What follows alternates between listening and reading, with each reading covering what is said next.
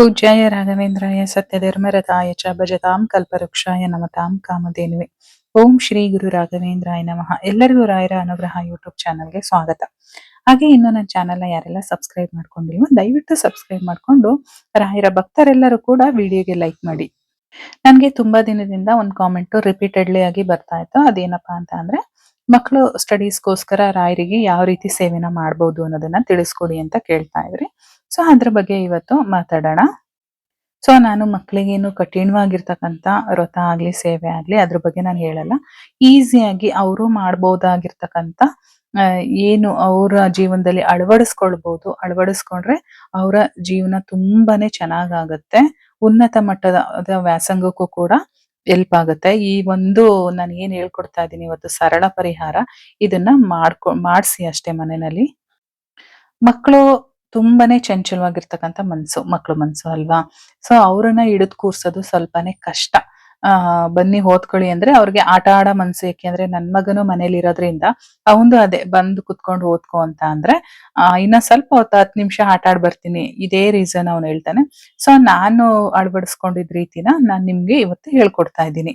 ಇದನ್ನ ನಾನು ಅವನ ಜೀವನದಲ್ಲಿ ಅಳವಡಿಸಿದ್ಮೇಲೆ ಅವನ ಜೀವನದಲ್ಲೂ ಕೂಡ ತುಂಬಾನೇ ಬದಲಾವಣೆಗಳಾಗಿದೆ. ಸ್ಟಡೀಸ್ ಕಡೆ ಒಳ್ಳೆ ಗಮನ ಕೂಡ ಬಂದಿದೆ. ಹಾಗಾಗಿ ನಿಮ್ಗೂ ಅದನ್ನೇ ಹೇಳ್ತಾ ಇದ್ದೀನಿ.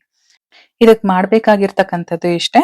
ನೀವು ಪ್ರತಿದಿನ ಬೆಳಗ್ಗೆ ಎದ್ದು ಸ್ನಾನ ಮಾಡಿಸಿ ನೀವೇ ಹೋಗಿ ರಾಯರ್ ಮುಂದೆ 2 ತುಪ್ಪದ ದೀಪನ ಹಚ್ಬಿಟ್ಟು ನಿಮ್ ಮಗುಗೆ ಸ್ನಾನ ಮಾಡಿಸಿ ಮಗುನ ರಾಯರ್ ಮುಂದೆ ಕೂರಿಸ್ಬಿಟ್ಟು ಅವನ ಕೈಲಿ ದೊಡ್ಡವರಾದ್ರೆ 108 ಬಾರಿ ಓಂ ಶ್ರೀ ಗುರು ರಾಘವೇಂದ್ರಾಯ ನಮಃ ಅಂತ ಹೇಳಿ ಹೇಳ್ಸಿ, ಚಿಕ್ಕ ಮಕ್ಕಳಾದ್ರೆ 11 ಬಾರಿ ಅಥವಾ 21 ಬಾರಿ ಅವ್ರ ಕೈಲಿ ಎಷ್ಟು ಸಾಧ್ಯ ಆಗುತ್ತೋ ಅಷ್ಟು. ಇಲ್ಲ ಆಗದೇ ಇಲ್ಲ ಅಂದ್ರೆ ಅಟ್ಲೀಸ್ಟ್ 9 ಬಾರಿ ಬೆಳಗ್ಗೆ ಸಂಜೆ.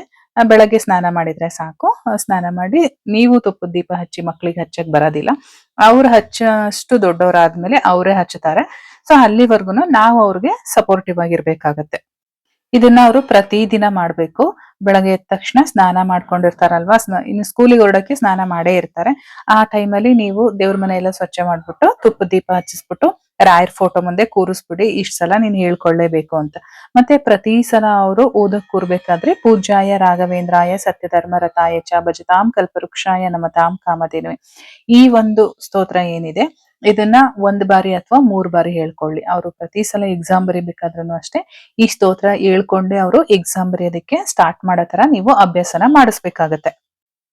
ಇದನ್ನೊಂದು ಅವರು ಜೀವನದಲ್ಲಿ ಅಳವಡಿಸ್ಕೊಂಡ್ರು ಅಂತ ಅಂದ್ರೆ ಅವ್ರಿಗೊಂದು ಧೈರ್ಯ ಬಂದ್ಬಿಡುತ್ತೆ. ನನ್ ಜೊತೆ ರಾಯರಿದ್ದಾರೆ, ಆ ರಾಯರು ನನ್ಗೆ ಎಲ್ಲ ಹೆಲ್ಪ್ ಮಾಡ್ತಾರೆ, ನೋಡ್ಕೋತಾರೆ. ಇದೊಂದು ಧೈರ್ಯ ಅವ್ರ ಜೊತೆ ಇರುತ್ತೆ. ಆ ಧೈರ್ಯದ ಮೂಲಕ ಅವರು ಸ್ಟಡೀಸ್ ಮಾಡ್ಕೊಂಡು ಹೋಗ್ತಾರೆ. ಅದೇ ತರವಾಗಿ ರಾಯರು ಕೂಡ ಅವ್ರಿಗೆ ಅನುಗ್ರಹನ ಮಾಡ್ತಾರೆ.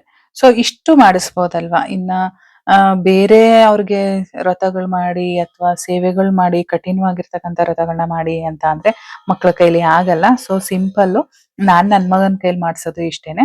ಸೊ ಹಾಗಾಗಿ ನೀವು ಯಾರಿಗೆಲ್ಲ ಮಕ್ಕಳು ವಿಷಯದಲ್ಲಿ ಅದ್ರಲ್ಲೂ ಓದಿನ ವಿಷಯದಲ್ಲಿ ಯಾರ್ಯಾರೆಲ್ಲ ಸಫರ್ ಆಗ್ತಾ ಇದ್ರು ದಯವಿಟ್ಟು ರಾಯರನ್ನ ನಂಬಿ ರಾಯರಿಗೆ ಇದೊಂದು ಸೇವೆನ ಮಾಡಿಸಿ. ಖಂಡಿತವಾಗ್ಲೂ ಮಕ್ಕಳು ಓದಿನ ವಿಷಯದಲ್ಲಿ ಒಳ್ಳೇದಾಗುತ್ತೆ. ಈ ವಿಡಿಯೋ ಎಲ್ಲಾ ತಾಯಂದ್ರಿಗೂ ಕೂಡ ಅನುಕೂಲ ಆಗಿದೆ ಅಂತ ತಿಳ್ಕೊಳ್ತೀನಿ. ಇನ್ನು ಯಾರ್ಯಾರು ಮಕ್ಕಳು ತಾಯಂದ್ರು ಇರ್ತಾರೋ ಅವ್ರಿಗೆ ಶೇರ್ ಮಾಡಿ.